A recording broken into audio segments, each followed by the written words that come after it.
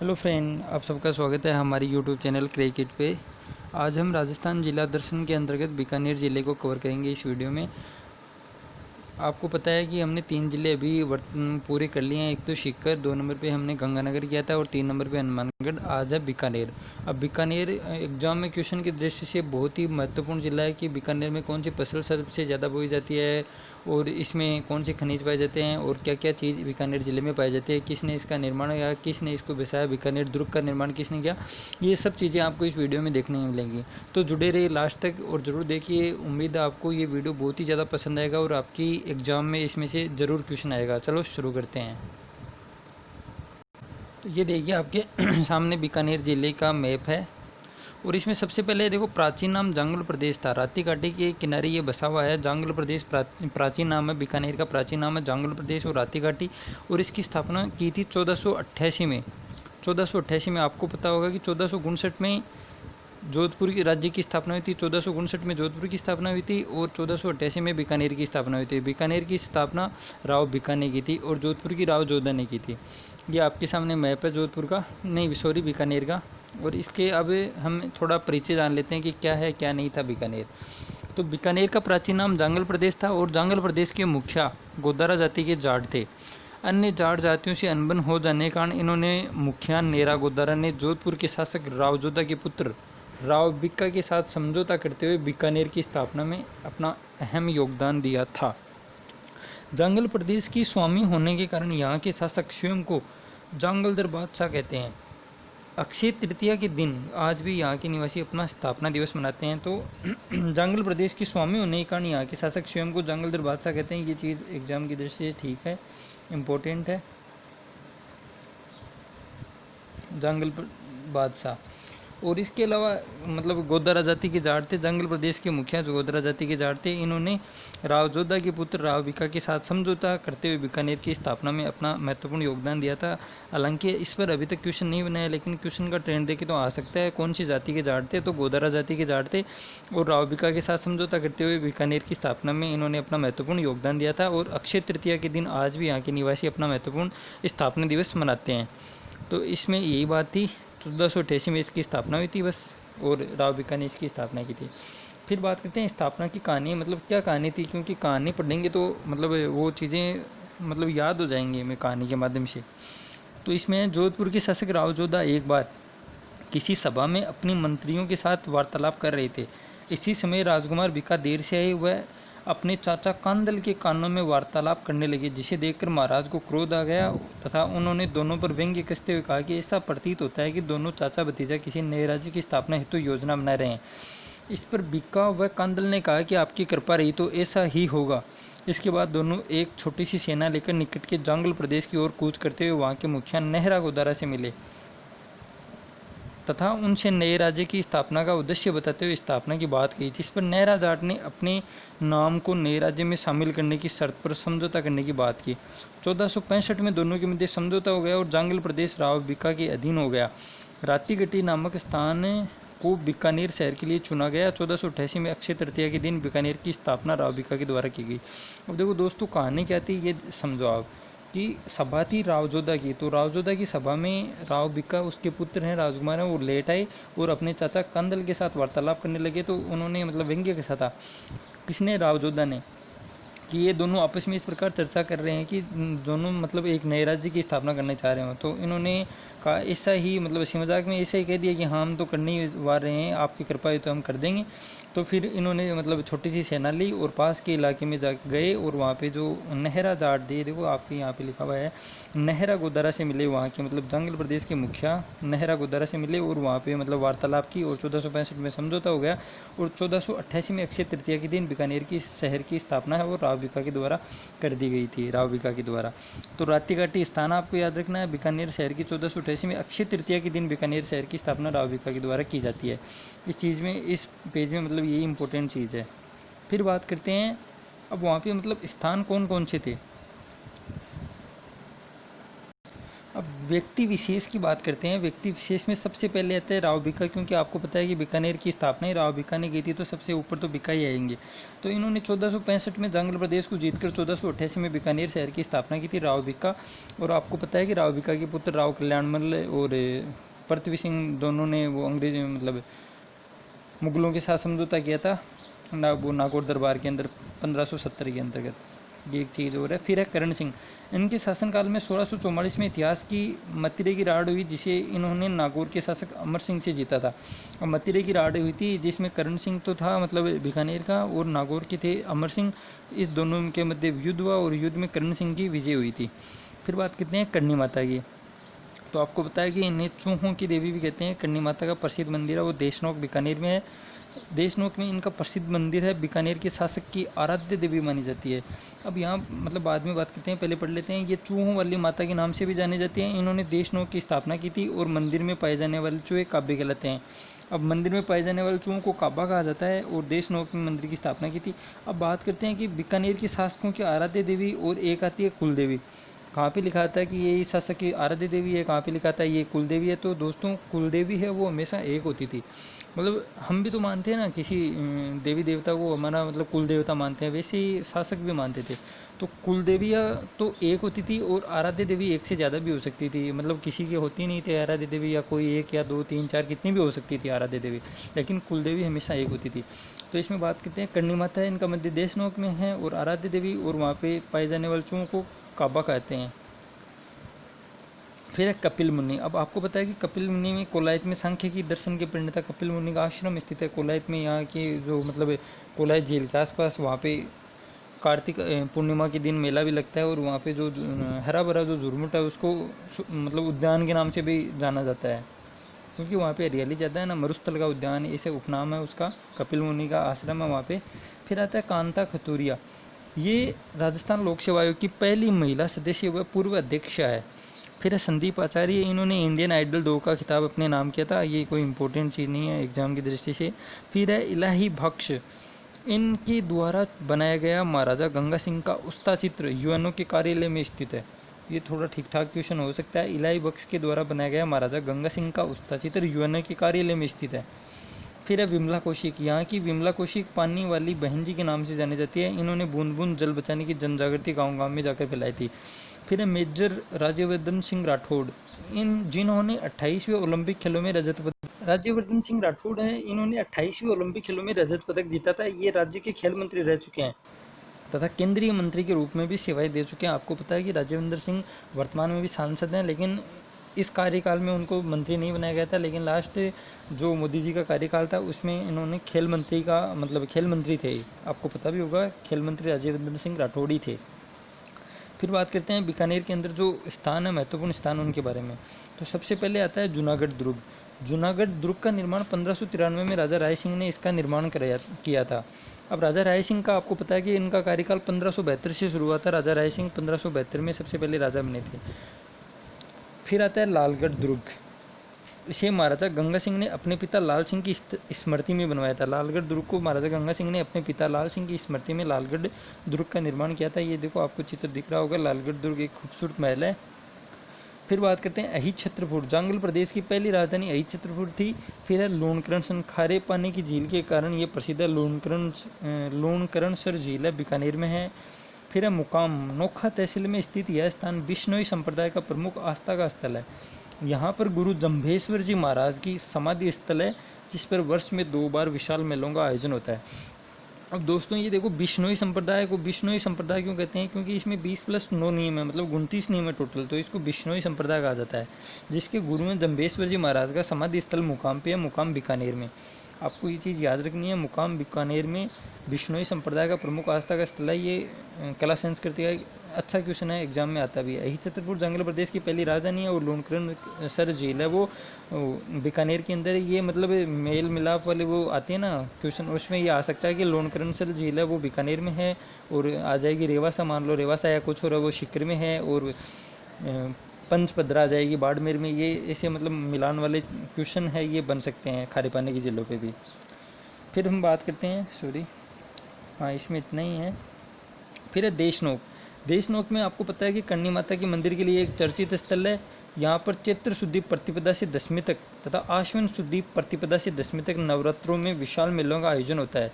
यह स्थान काबू चूहों के लिए जाना जाता है और चारणों का प्रमुख आस्था का केंद्र है। चारण जाति का प्रमुख आस्था का केंद्र मतलब करणी माता वो चारण जाति की तो कुलदेवी है और बीकानेर के राजाओं की आराध्य देवी है। ये हमने पहले भी बात की थी, बीकानेर की राजाओं की आराध्य देवी और वो चारण जाति की है कुलदेवी। फिर बात करते हैं कोलाई झील की। कोलाई झील के पास ही आपको पहले भी बात की थी, कपिल मुनि का आश्रम और पवित्र सरोवर के कारण यह जाना जाता है। और कार्तिक शुक्ल पक्ष की दशमी के बाद गुरु पूर्णिमा तक मेल, मतलब जो मुख्य मेला है वो गुरु पूर्णिमा के दिन यहाँ पे भरा जाता है। यहाँ लगातार मेले का आयोजन होता है और गुरु पूर्णिमा को सरोवर में दीपदान किया जाता है। मतलब दीपदान का यहाँ खास महत्व होता है। पूर्वजों की याद में दीपदान महोत्सव आयोजित किया जाता है। कहाँ पे? कपिल मुनि के आश्रम है कोलाई झील में, बीकानेर। फिर है कतरियासर। कतरियासर में जसनाथ जी संप्रदाय का उत्पत्ति स्थल है। कतरियासर बीकानेर में है, जसनाथ जी संप्रदाय का उत्पत्ति स्थल है। अब आपको पता है कि कतरियासर बीकानेर में ही जो जसनाथ जी संप्रदाय के जो भक्त हैं वो बवाई करते हुए एक नृत्य भी करते हैं। उस नृत्य का नाम आपको कमेंट बॉक्स के अंदर बताना है। फिर आता है पलाना बरसिंगसर।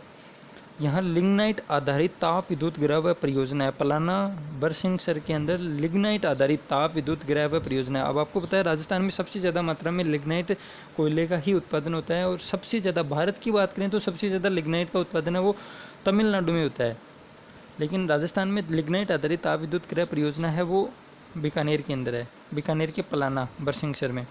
फिर बात आती है पुगल की। पुगल नस्ल की भेड़ का उत्पत्ति स्थल व अनुसंधान केंद्र पुगल है। पुगल नस्ल की भेड़, ये अब नस्ल है मतलब भेड़ की नस्ल है एक पुगल नस्ल, भेड़ की नस्ल है वो, वहाँ पे पुगल गांव के ऊपर इसका नाम रखा गया है।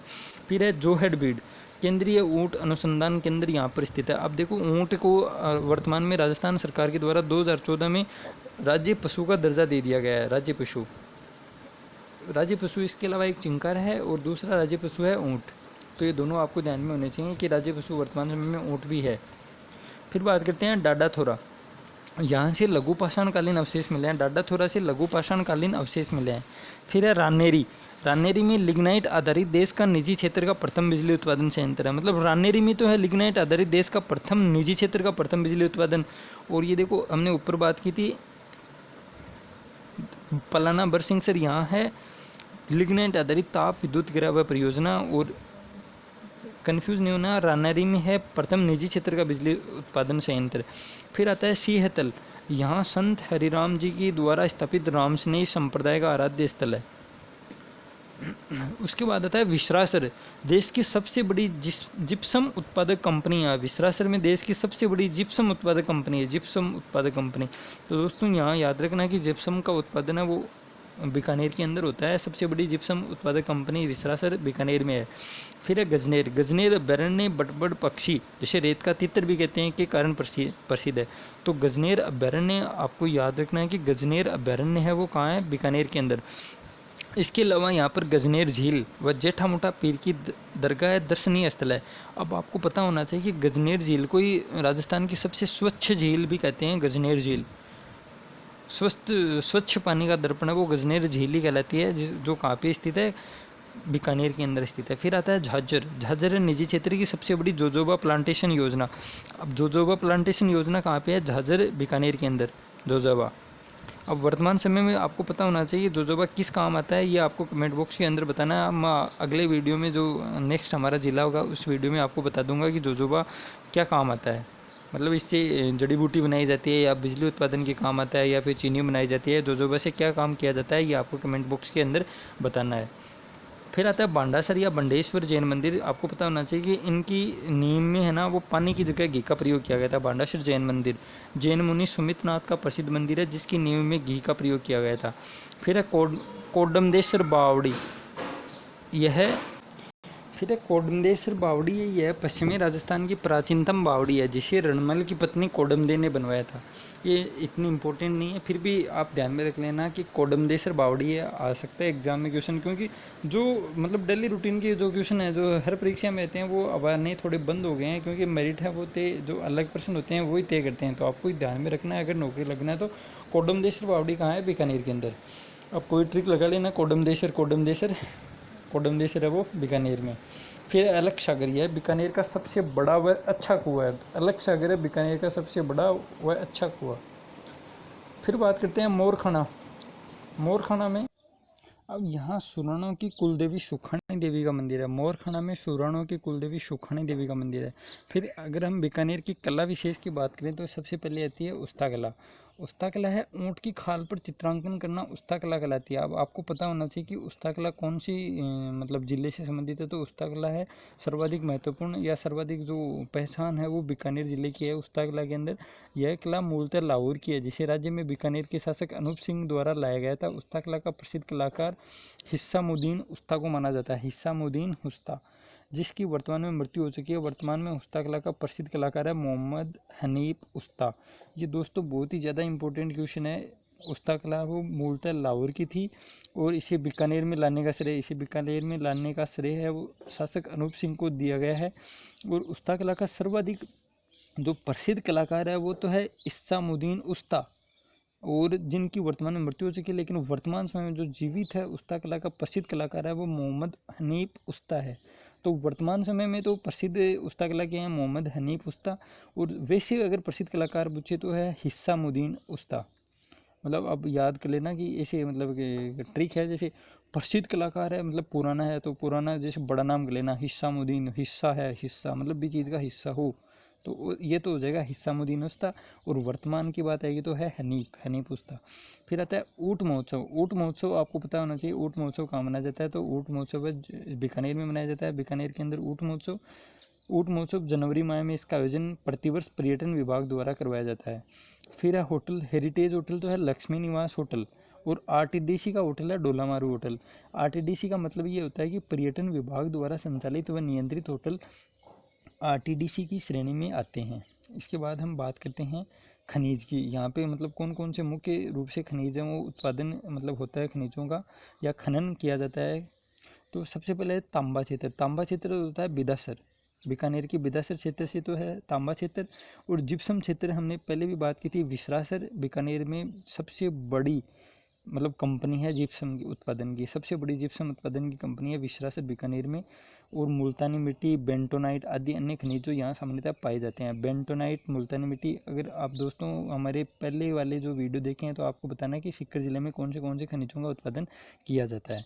इसके बाद बात करते हैं कि खनिज के बाद आती हैं फसलें। अब क्षेत्रफल की दृष्टि से सबसे ज़्यादा फसल यहाँ पे बोई जाती है गुआर, मूंगफली व पान मेथी, गुआर और मूंगफली क्षेत्रफल की दृष्टि से सबसे ज़्यादा बीकानेर में बोए जाते हैं। लेकिन उत्पादन की दृष्टि से सबसे ज़्यादा यहाँ पे चना, गुआर, मूंगफली व पान मेथी, मतलब उत्पादन सबसे ज़्यादा चने का होता है बीकानेर में, और क्षेत्रफल की दृष्टि से सबसे ज़्यादा बोया जाता है गुआर। इसके बाद बात करते हैं प्रमुख महोत्सव तो है ऊँट महोत्सव, हमने पहले भी बात की थी। पर्यटन विभाग द्वारा जनवरी में इसका आयोजन किया जाता है। फिर इस बीकानेर जिले का जिला विशेष मतलब सबसे ज़्यादा यहाँ पे क्या क्या होता है ये बात इसमें है। तो 1465 में राव बीका ने जंगल प्रदेश जीतकर 1488 में बीकानेर शहर को बसाया था।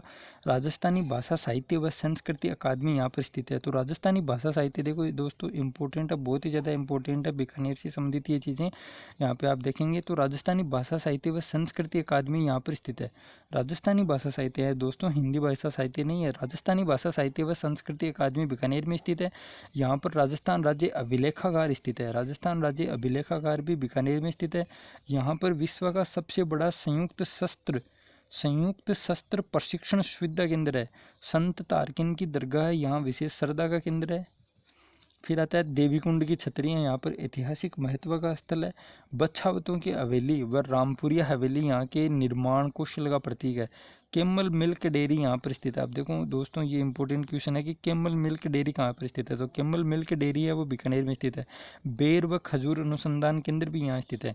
यहाँ स्थित एयरपोर्ट को नाल एयरपोर्ट के नाम से जाना जाता है। तो अब ये प्रश्न आ सकता है आपके एयरपोर्ट वाले जो पर्यटक है मतलब पर्यटन की दृष्टि से, या फिर आप मान सकते हैं कि जो मतलब आने जाने के लिए जो वर्तमान समय में एयरपोर्ट हैं तो नाल एयरपोर्ट मतलब किस एयरपोर्ट को नाल एयरपोर्ट के नाम से जाना जाता है। तो ये क्वेश्चन बहुत ही इंपॉर्टेंट बन जाता है। तो आपको करना है बीकानेर दोस्तों, बीकानेर याद रखना है। बीकानेर एयरपोर्ट को नाल एयरपोर्ट के नाम से भी जाना जाता है।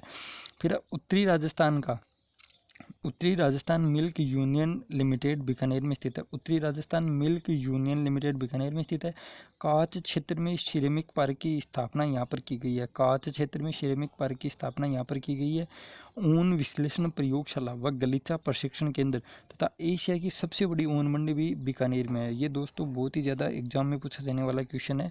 ऊन विश्लेषण प्रयोगशाला और गलीचा प्रशिक्षण केंद्र तथा एशिया की सबसे बड़ी ऊन मंडी है वो बीकानेर में है। ऊन विश्लेषण प्रयोगशाला और गलीचा प्रशिक्षण केंद्र और एशिया की सबसे बड़ी ऊन मंडी बीकानेर में है। इसके अलावा यहाँ पे हमको याद रखना है, जैसे ऊपर आए थे क्वेश्चन, नाल एयरपोर्ट है, बीकानेर के एयरपोर्ट को नाल एयरपोर्ट, और केमल मिल्क डेयरी भी यहाँ पर स्थित है। इसके अलावा ये देखो, राजस्थान राज्य अभिलेखागार वो बीकानेर में है, और राजस्थानी भाषा साहित्य और संस्कृति अकादमी भी बीकानेर में स्थित है। फिर बात करते हैं हम, ऑयल इंडिया ने पूनम नामक स्थान पर तेल क्षेत्र की खोज नागौर व बीकानेर बेसिन में की है। अब दोस्तों वो कोई नहीं पूछेगा जो बाड़मेर के अंदर तेल है ना, वो तेल के कुएं हैं, वो सरस्वती, वो क्वेश्चन नहीं आते हैं। वर्तमान में क्वेश्चन है वो इंपॉर्टेंट बन जाता है बीकानेर और नागौर में, क्योंकि ये लेटेस्ट है। तो बीकानेर और नागौर बेसिन के अंदर पूनम नामक स्थान पर, ये आप नाम है वो एकदम दिमाग में फीड कर लेना, आपको एग्जाम में एज इट इज मिलेगा। पूनम, पूनम कुएं क्या मतलब, पूनम नामक स्थान पर तेल की खोज है वो कौन से बेसिन में की गई है, तो नागौर और बीकानेर बेसिन में की है। बीकानेर का जनसंख्या घनत्व 78 है, जो जैसलमेर के बाद दूसरा सबसे कम घनत्व है। यह न्यूनतम जनजातीय जनसंख्या वाला जिला भी है। तो आपको दोस्तों ये भी याद रखना है, जनसंख्या की दृष्टि से बहुत ही इंपॉर्टेंट क्वेश्चन है कि जैसलमेर के बाद दूसरा सबसे कम घनत्व है वो बीकानेर का है। बीकानेर का 78 है और जैसलमेर का आपको पता होना चाहिए 17 है। फिर है, ऊँट को राज्य पशु का दर्जा देने के लिए 30 जून 2014 को यहाँ बैठक हुई थी और 19 सितंबर 2014 को दर्जा दिया गया। दोस्तों मैंने आपको पहले भी बताया था कि 2014 में ऊँट को राज्य पशु का दर्जा दिया गया है। तो 30 जून 2014 को तो बैठक हुई और 19 सितंबर 2014 को दर्जा दिया गया है। बीकानेरी ऊँट को बोझा ढोने के लिए सबसे बेहतर माना जाता है। सबसे बेहतर यहाँ होने वाली बूर घास से आसवन विधि द्वारा सुगंधित तेल बनाया जाता है। कौन सी घास से सुगंधित तेल? बूर घास से। अब इंपॉर्टेंट क्वेश्चन है, मतलब ये नहीं है कि यहाँ पे कौन सी विधि से तेल बनाया जाता है, लेकिन क्वेश्चन आ सकता है जैसे शिवाना घास है, दामन घास है, वैसे ही बूर घास आ सकता है, बूर घास। और मिलान वाले क्वेश्चन यहाँ पे बहुत ही अच्छे तरीके से बन रहा है कि बूर घास कौन से जिले में पाई जाती है। जैसे सेवन और दामन का तो सबको पता है कि जैसलमेर में पाई जाती है, लेकिन बूर घास में वो आधे से ज़्यादा अंटाचित हो जाएंगे, इसलिए आपको याद रखना है बूर घास का संबंध है बीकानेर से, बै से बूर और बै से बीकानेर, ऐसे मिला लेना। और यहाँ पे एक भी नदी नहीं है दोस्तों, ये भी एक इम्पोर्टेंट क्वेश्चन है कि यहाँ एक भी नदी नहीं पाई जाती है बीकानेर के अंदर। फिर है, यहाँ के उन्नी कालीन विश्व प्रसिद्ध है। यहाँ राजस्थान कृषि विश्वविद्यालय स्थित है। प्रसिद्ध कपिल मुनि का मेला कार्तिक मास की पूर्णिमा को कोलायत में भरता है। ये भी बात हमने कर ली है। यहाँ राजस्थान कृषि विश्वविद्यालय स्थित है, ये बात भी है, लेकिन कृषि विश्वविद्यालय वर्तमान में राजस्थान में 5 संचालित हैं। तो एक राजस्थान कृषि विश्वविद्यालय है वो बीकानेर में है। इसके बाद बात करते हैं, बरसिंगसर पलाना में लिग्नाइट कोयले से बिजली बनाई जाती है। ये बात हमने पहले भी कर ली है। राजस्थान की सबसे बड़ी जेल है वो बीकानेर में है। अलख सागर बीकानेर का सबसे बड़ा व प्राचीनतम कुआं है। राज्य में गलीचा बनाने की पहल बीकानेर में हुई थी। और बीकानेर का गजनेर महल तीतरों के लिए प्रसिद्ध है। बीकानेर का गजनेर महल तीतरों के लिए प्रसिद्ध है। गलीचा बनाने की पहल बीकानेर में है। अलख सागर बीकानेर का सबसे बड़ा व प्राचीनतम कुआं है। राजस्थान की सबसे बड़ी जेल बीकानेर में है। और बरसिंगसर लिग्नाइट कोयले से बिजली बनाई जाती है बरसिंगसर के क्षेत्र में। तो दोस्तों आज का वीडियो यहीं समाप्त होता है। अगर वीडियो अच्छा लगे तो वीडियो को शेयर ज़रूर करें दोस्तों के साथ और लाइक भी करें। चैनल को सब्सक्राइब ज़रूर करें, क्योंकि इस चैनल पे हम जल्दी राजस्थान से संबंधित जो एग्ज़ाम में आए हुए क्वेश्चन हैं सभी, मतलब कोई भी, चाहे आरपीएससी है चाहे राजस्थान बोर्ड, दोनों एग्जामों में जो इंपॉर्टेंट क्वेश्चन है ज्योग्राफी से संबंधित या जो पंचायती राज से संबंधित है या कला संस्कृति, कोई भी जो इंपॉर्टेंट क्वेश्चन है, मतलब लास्ट ईयर के जो पेपर हैं विथ ऑफिशियल जो आंसर की डाली गई है उससे संबंधित जो मतलब है वही से आंसर लेके और एकदम आपको एज इट इज़ वो पेपर है, आप अपनी तैयारी को उससे परख सकते हैं कि आपकी तैयारी कितनी हो चुकी है, कितना कौन सा टॉपिक आपको ज़्यादा ध्यान देने की ज़रूरत है। वो सब आपको इस चैनल पे उपलब्ध कराया जाएगा। इस वीडियो में इतना ही, मिलते हैं जल्दी दूसरे वीडियो में। Thank you.